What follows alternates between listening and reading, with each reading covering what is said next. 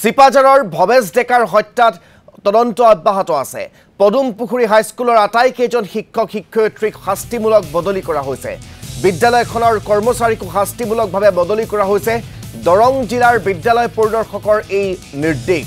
বদলি কৰা শিক্ষকসকল হ'ল প্ৰধান শিক্ষক জানকী ডেকা, সহকাৰী শিক্ষকসকল বসন্ত কলিতা, প্ৰসন্ন কুমাৰ ডেকা, দীপিকা দেৱী, আব্দুল জলিল, চুমু বৰুৱা, কল্যাণী ডেকা, হিমা ডেকা, কনিষ্ঠ সহায়ক বেদান্ত বৰুৱা আৰু চতুৰ্থ বৰ্গৰ কৰ্মচাৰী খৰ্গেশ্বৰী কলিতা, পৱন চন্দ্ৰ ডেকা আৰু সত্যৰঞ্জন চহৰীয়া এওঁলোকক শাস্তিমূলকভাৱে বদলি কৰা হৈছে সেই বিদ্যালয়খনৰ পৰা। কাৰণ সেই বিদ্যালয়খনত এগৰাকী ছাত্ৰক হত্যা কৰা হৈছিল আৰু সেই বিদ্যালয়খনৰ যি ভৱেশ ডেকাৰ হত্যা, সেই হত্যাৰ তদন্ত অব্যাহত থকাৰ সময়তেই পদুমপুখুৰী হাইস্কুলৰ আটাইকেইজন শিক্ষক শিক্ষয়িত্ৰীক শাস্তিমূলকভাৱে বদলি কৰা হৈছে। বিদ্যালয়খনৰ কৰ্মচাৰীসকলকো শাস্তিমূলকভাৱে বদলি কৰা হৈছে। এই গোটেই ঘটনাটোৰ তদন্ত প্ৰক্ৰিয়া এতিয়াও অব্যাহত আছে। ঘটনাটোৰ সত্যতা এতিয়াও সম্পূৰ্ণৰূপে নিৰূপণ কৰিব পৰা নাই আৰক্ষীয়ে। এই তদন্ত প্ৰক্ৰিয়া অব্যাহত থকাৰ মাজতে সেই বিদ্যালয়খনৰ প্ৰধান শিক্ষক শিক্ষয়িত্ৰী তথা কৰ্মচাৰীসকলক শাস্তিমূলকভাৱে সেই বিদ্যালয়খনৰ পৰা বদলি কৰাৰ নিৰ্দেশ প্ৰদান কৰিছে। আমি এই সন্দৰ্ভত সবিশেষ জানিবৰ বাবে আমাৰ চিপাঝাৰৰ সাংবাদিক মনোজালিৰ সৈতে ফোনযোগে সংযোগ স্থাপন কৰিছোঁ। মনোজালি, ঘটনাৰ সবিশেষ মই আপোনাৰ পৰা জানিব বিচাৰিম, কাৰণ এখন বিদ্যালয়ৰ সকলো শিক্ষক শিক্ষয়িত্ৰী কৰ্মচাৰীক ইতিমধ্যে বদলি কৰা হৈছে।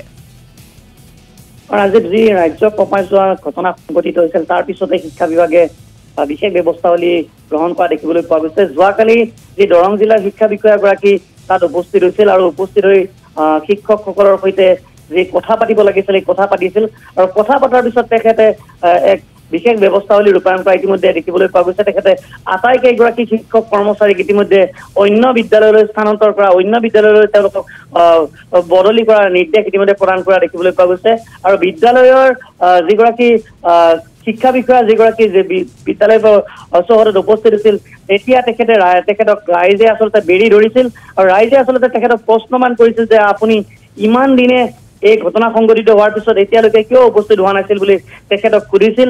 আৰু তেখেতে তেতিয়া চৰকাৰী বাহন নথকাৰ অজুহাত দেখুৱাই এই বিদ্যালয়খনত উপস্থিত নোহোৱাৰ কথা উল্লেখ কৰিছিল, যাৰ পৰিপ্ৰেক্ষিতত ৰাইজ আচলতে যথেষ্ট খৰ্গহস্ত হৈছিল।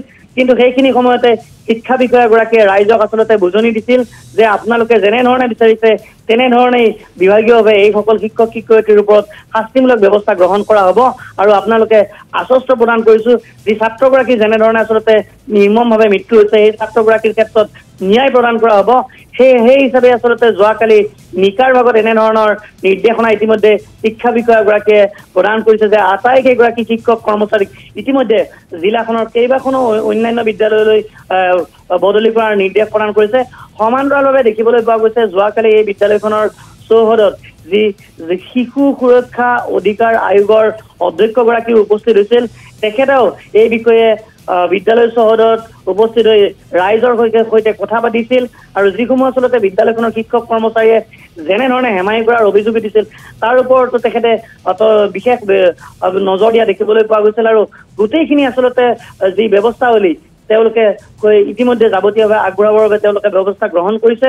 শেহতীয়াভাৱে কিন্তু যিটো ঘটনা সংঘটিত হৈছিল তাৰ ফলস্বৰূপে এনেধৰণে বিদ্যালয়খনৰ শিক্ষক কৰ্মচাৰীক এই স্থানৰ পৰা অন্য এটা স্থানলৈ বদলি কৰাৰ পিছত এতিয়া ঘটনা কিছু স্বাভাৱিক অৱস্থালৈ অহা দেখিবলৈ পোৱা গৈছে। ৰাজদীপ, ধন্যবাদ জ্ঞাপন কৰিছোঁ মনোজালি আমাক সবিশেষ জনোৱাৰ বাবে।